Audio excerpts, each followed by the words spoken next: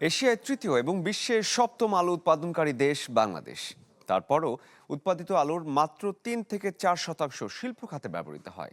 Starch, dextrose এবং বিভিন্ন রাসায়নিক উপাদান তৈরিতে আলুর ব্যবহার থাকলেও দেশে এসব কাঁচামাল এখনও আমদানি নির্ভর।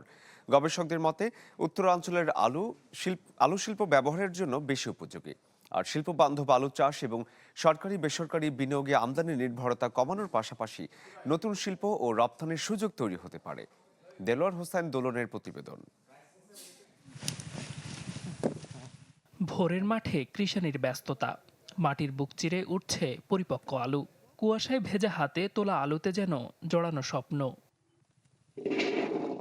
বাংলাদেশ এশিয়ায় তৃতীয় এবং বিশ্বের সপ্তম আলু উৎপাদনকারী দেশ।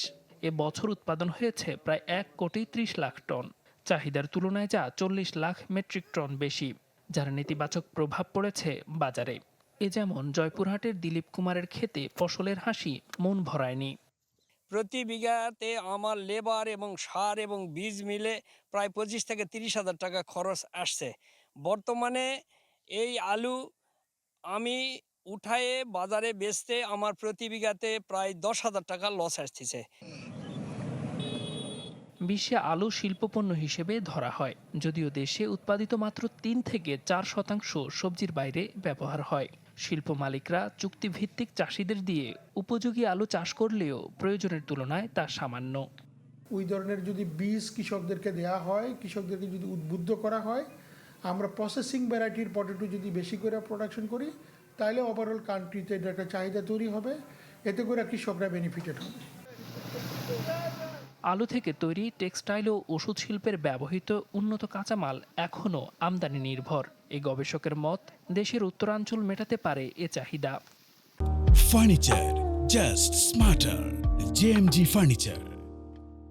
আমাদের বাংলাদেশে প্রতি বছর কিন্তু প্রায় 4 থেকে 5 লক্ষ টন স্টার্চ কিন্তু ইম্পোর্ট করে আনা হয় আর কি। স্টার্চ উৎপাদনকারী প্রসেসিং ইন্ডাস্ট্রি যদি আমরা ডেভেলপ করতে পারি, তাহলে কিন্তু কৃষকরা এই তাদের আলু নিয়ে এসে এই স্টার্চ কোম্পানিগুলোতে দিল, তারা স্টার্চ তৈরি করলো, এই স্টার্চ আবার গার্মেন্টস এবং ওষুধের শিল্পে ব্যবহার হলো। বিশ্বে আলু থেকে তৈরি গুঁড়া ও পাতলা চিপজাত পণ্যের বাণিজ্য বছরে 10% হারে বাড়ছে। গবেষকদের মত, অতিরিক্ত কীটনাশক প্রয়োগে দেশে উৎপাদিত আলুতে পানি বেশি থাকে, শুকনো অংশ কম। রেডিমেড গার্মেন্টসের পরে যে শিল্পটা খুব দ্রুত গড়ে উঠবে সেটা হচ্ছে অ্যাগ্রো প্রসেস। এটা হেটেরোজেনাস, সেখানে চকলেট থেকে শুরু করে চানাচুর থেকে শুরু করে সব কিছু প্রসেসড ফুডের ক্ষেত্রে। কৃষক এবং ইন্ডাস্ট্রির সাথে যদি একটা কোলাবোরেশন তৈরি করে দিয়ে যায়, তাহলে আমাদের সারা বছর ইন্ডাস্ট্রির কাঁচামাল কিন্তু আমার কৃষক ভাইরা তৈরি করে দিবে। খাত সংশ্লিষ্টদের মত, আলু মশলাসহ কৃষিপণ্যের রপ্তানি খাতে বড় সম্ভাবনা থাকলেও বিদেশি বাজারে প্রবেশে জটিলতা রয়ে গেছে।